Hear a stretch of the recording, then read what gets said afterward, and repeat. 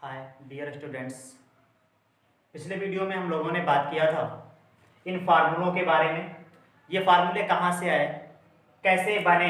ठीक है, आज हम लोग बात करने वाले हैं कि इन फार्मूलों का यूज हम कैसे करेंगे। ठीक है, तो इस वीडियो को आप लोग अंत तक देखिएगा।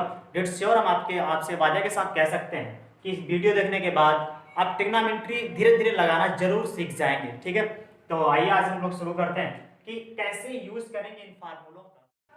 तो कैसे यूज करेंगे हम इन फार्मूलों का, ध्यान से सुन लीजिएगा। ट्रिग्नोमेट्री में जब आप शुरू करेंगे तो इस तरह का ही क्वेश्चन पूछेगा कि साइन थीटा की वैल्यू इतनी है तो काश थीटा की वैल्यू कितनी होगी, या फिर टेन थीटा की वैल्यू कितनी होगी। ठीक है, तो कैसे इन सवालों को हम सॉल्व करेंगे। इन सवालों को सॉल्व करने से पहले एक बात आप जरा ध्यान से सुन लीजिएगा। इससे पहले आपको एक और चीज आनी चाहिए, पाइथागोरस प्रमेय। आपने नाम सुना होगा, क्लास 9 से आप पढ़ते आ रहे होंगे कि समकोण त्रिभुज में एक ऐसा त्रिभुज जिसका एक एक एंगल जो हो वो आपका 90 डिग्री का हो, तो उसमें जो बड़ी भुजा होती है, ठीक है ध्यान दीजिएगा, जो बड़ी भुजा होती है उस बड़ी भुजा का जो स्क्वायर होता है वो अन्य दो भुजाओं के स्क्वायर के योगफल के बराबर होता है। तो ये आपकी भुजा कौन सी हो जाएगी, AC हो जाएगी, और ये कौन सी हो जाएगी, आपकी AB हो जाएगी। ये हमको इसलिए आपको हम बता रहे हैं क्योंकि इसमें देखिएगा साइन के बराबर 3/5 लिखा हुआ है, यानी कि इसमें आपका लंब मालूम है। यहां से कंपैरिजन करेंगे तो लंब मालूम है, कर्ण मालूम है, लेकिन कॉस में हमें आधार पता होना चाहिए। तो आधार पता करने के लिए हम पाइथागोरस प्रमेय का यूज करते हैं, यानी कि जब दो भुजाएं दी गई हो और तीसरी भुजा हमें पता करनी हो तब हम पाइथागोरस प्रमेय का यूज करते हैं। तो ये प्रमेय भी हमें आनी चाहिए। ध्यान कर लीजिएगा इसका कि बड़ी भुजा का जो वर्ग होता है वह अन्य दो भुजाओं के वर्ग के योगफल के बराबर होता है। ठीक है, इसको आप याद रखिएगा बस।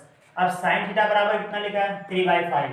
तो कह रहा है कि cos थीटा की वैल्यू फाइंड करो और tan थीटा की वैल्यू फाइंड करो। इधर देखो, इधर मान लीजिएगा यहाँ पे हम लिख लेंगे साइन थीटा इक्वल टू 3/5। ठीक है, इधर आ गया, हमने देखा कि साइन थीटा इक्वल टू कितना लिखा है, ये लिखा है कि लंब बटे कर्ण। ठीक, तो यहाँ पे जहाँ पे साइन थीटा लिखा है वहां पर हम लिख सकते हैं लंब और बटे में क्या, कर्ण। ठीक है, और यहाँ पर कितना लिखा है 3/5। Any problem. अब यहाँ पे कंपैरिजन करिएगा तो लंब की वैल्यू कितनी हो जाएगी, लंब बराबर कितना हो जाएगा, तो ये हो जाएगा आपका 3। ठीक है, और कर्ण का मान कितना हो जाएगा, तो ये हो जाएगा आपका 5। अब ध्यान दीजिए, हमें निकालना क्या है, तो हमें निकालना है cos थीटा। क्या निकालना है, हमें निकालना है cos थीटा। जब हमें निकालना है cos थीटा तो हम इधर देखेंगे कि cos थीटा बराबर क्या होता है, तो ये होता है आधार बटे कर्ण। क्या होता है, आधार बटे कर्ण। तो हमें क्या पता होना चाहिए, हमें आधार पता होना चाहिए। तो ये वाला फार्मूला हम यूज करेंगे। ठीक है, तो आधार का स्क्वायर। ठीक है, काय का स्क्वायर, आधार का स्क्वायर। आधार का स्क्वायर मतलब कि AB का स्क्वायर। AB का स्क्वायर ये काय का प्लस का, इधर ले जाओगे तो काय का हो जाएगा माइनस का, और ये है क्या, ये है कर्ण। तो आधार का स्क्वायर बराबर हो जाएगा कर्ण का स्क्वायर, और माइनस में काय का स्क्वायर, लंब का स्क्वायर। ठीक है, तो ये हो जाएगा आपका ब्रैकेट में लंब का स्क्वायर या माइनस में लंब का स्क्वायर। अब देखिए कर्ण की वैल्यू कितनी दी गई है 5, तो 5 का स्क्वायर हो जाएगा। माइनस लंब की वैल्यू कितनी दी गई है 3, तो ये 3 का स्क्वायर हो जाएगा। 5 का स्क्वायर कितना 25, 3 का स्क्वायर कितना 9, लेस करेंगे कितना आएगा 16 आएगा। तो आधार का स्क्वायर इक्वल टू कितना 16, तो आधार इक्वल टू कितना हो जाएगा √16। √16 की वैल्यू कितनी होती है 4, प्लस माइनस में 4, लेकिन हम क्या लेंगे, केवल 4 लेंगे। ठीक है, क्या लेंगे हम 4। तो आधार की वैल्यू हमें पता चल गई। अब किसका मान निकालना है, cos का। तो हम जानते हैं कि cos थीटा इक्वल टू होता है आधार बटे कर्ण, आधार बटे कर्ण हो जाएगा। अभी मैंने फाइंड किया वैल्यू आधार की कितनी है 4 है, कर्ण की कितनी है 5 है, तो cos थीटा की वैल्यू हो जाएगी 4/5। कितनी हो जाएगी 4/5। एक और एग्जांपल लेते हैं, यहाँ पर काहे की वैल्यू फाइंड करनी है, tan की। क्या की वैल्यू फाइंड करनी है, tan थीटा की। तो यहाँ पे tan थीटा इक्वल टू, इधर देखिएगा, इधर tan थीटा इक्वल टू क्या होता है, लंब बटे आधार। ठीक है, tan थीटा इक्वल टू होता है tan थीटा इक्वल टू होता है लंब बटे आधार। tan थीटा इक्वल टू हो जाएगा लंब और बटे में क्या हो जाएगा, आधार हो जाएगा।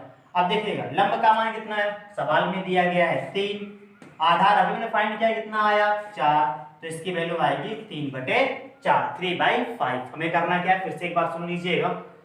इसमें शुरुआत में ऐसे ही क्वेश्चंस देगा, साइन की वैल्यू दे देगा, कास की वैल्यू दे देगा, टेन की वैल्यू दे देगा, साइन की देगा तो कास की पूछ लेगा, टेन की पूछ लेगा।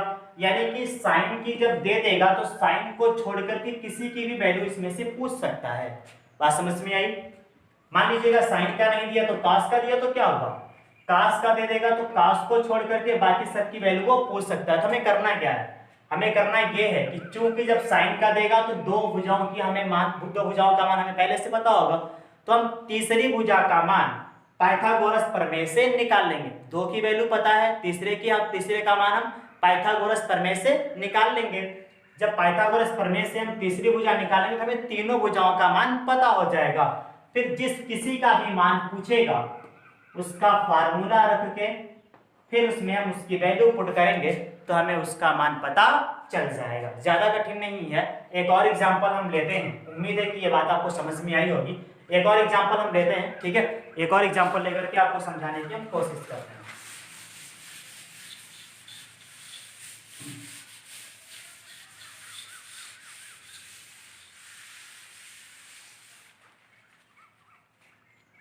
मान लीजिएगा दे दे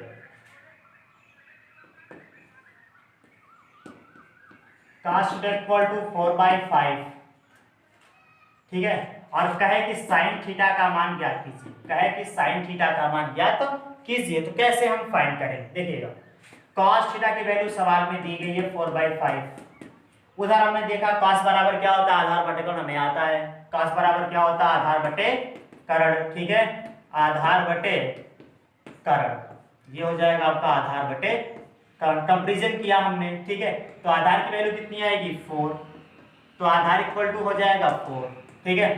कर्ण की वैल्यू कितनी आएगी 5, तो कर्ण इक्वल टू कितना हो जाएगा 5 हो जाएगा। Any doubt? तीसरी भुजा हमें नहीं मालूम, वो है कौन सी, लंब। तो लंब हमें फाइंड करना पड़ेगा, तो हम पाइथागोरस प्रमेय लगा देंगे। क्या लगा देंगे, पाइथागोरस प्रमेय, ठीक है, पाइथागोरस प्रमेय लगा दिया हमने। तो पाइथागोरस प्रमेय से क्या होता है, बड़ी भुजा का स्क्वायर बराबर दो अन्य भुजाओं के वर्ग का योगफल। तो इसमें बड़ी भुजा क्या है, कर्ण, तो कर्ण का स्क्वायर बराबर दो अन्य कौन सी भुजाएं, पहली कौन सी, आधार, और दूसरी कौन सी हो जाएगी, लंब। तो आधार का स्क्वायर हो गया और लंब का स्क्वायर हो गया। अब देखिएगा यहाँ हमें कर्ण का मान पता है कितना है 5, तो ये हो जाएगा 5 का स्क्वायर, ठीक है, ये 5 का स्क्वायर हो गया। आधार का मान कितना है 4, तो ये 4 का स्क्वायर हो जाएगा, और प्लस लंब का स्क्वायर हमें निकालना ही है, तो इसको इस जगह हम ऐसे ही लिख लेंगे। अब देखिए इधर ये प्लस का इधर आएगा तो माइनस का, तो 5 का स्क्वायर और माइनस में 4 का स्क्वायर, और बराबर क्या हो जाएगा, ये लंब का स्क्वायर, ठीक है। अब देखिएगा 5 का स्क्वायर कितना होता है 25 होता है, 5 का स्क्वायर हो गया 25, माइनस 4 का स्क्वायर कितना हो जाएगा 16 यानी कि 16, और बराबर क्या हो जाएगा लंब का स्क्वायर, लेस करोगे कितना आएगा 9, तो 9 इक्वल टू क्या हो जाएगा लंब का स्क्वायर। स्क्वायर हटाएंगे तो आप जानते हैं इधर क्या लगेगा रूट, तो रूट 9 की वैल्यू कितनी होती है 3, तो यहाँ पे लंब की वैल्यू फाइंड हो गई ना, कितनी आ गई 3 हो गई।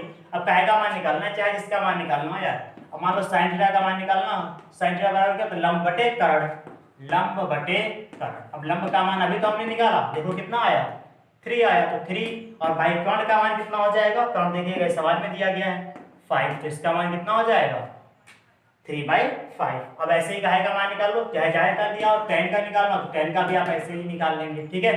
तो हम आपको कुछ प्रॉब्लम्स दे देते हैं जिन्हें आप सॉल्व करिएगा, और इसका आंसर जो है कमेंट बॉक्स में लिख करके आप भेजिएगा, ठीक है। नेक्स्ट वीडियो में जब हम आप बताएंगे तो वो सारे सवाल हम सॉल्व करेंगे, तो उससे आप मैच करिएगा कि आपका आंसर सही है या फिर गलत है। कुछ क्वेश्चन आप नोट कर लीजिएगा। पहला आपका cos theta equal to 1/3, cos theta equal to 1/3, और दूसरा आप लिख लीजिएगा, तो इसमें मान लीजिएगा वैल्यू फाइंड करनी है साइन थीटा की, ठीक है, साइन थीटा की वैल्यू फाइंड करिए आप, tan थीटा की वैल्यू आप फाइंड करिए, कोसेक की वैल्यू आप फाइंड करिए, सेक की वैल्यू आप फाइंड करिए, और कॉट की वैल्यू आप फाइंड करिए, ठीक है। ये पहला क्वेश्चन हो गया। दूसरा मान लीजिए दे दे sec theta equal to 2, sec equal to कितना दे दे 2, और कहे कि अन्य त्रिकोणमितीय अनुपातों का मान ज्ञात करिएगा, यानी कि कहे कि साइन की वैल्यू फाइंड करिए, यही सब वैल्यू आपको फाइंड करनी है, साइन की, tan की, कास की वैल्यू फाइंड करनी है, कोसेक की वैल्यू फाइंड करनी है, और इसके अलावा आपको सेक की वैल्यू फाइंड करनी, सॉरी सेक तो दिया ही है, कॉट की वैल्यू फाइंड करनी।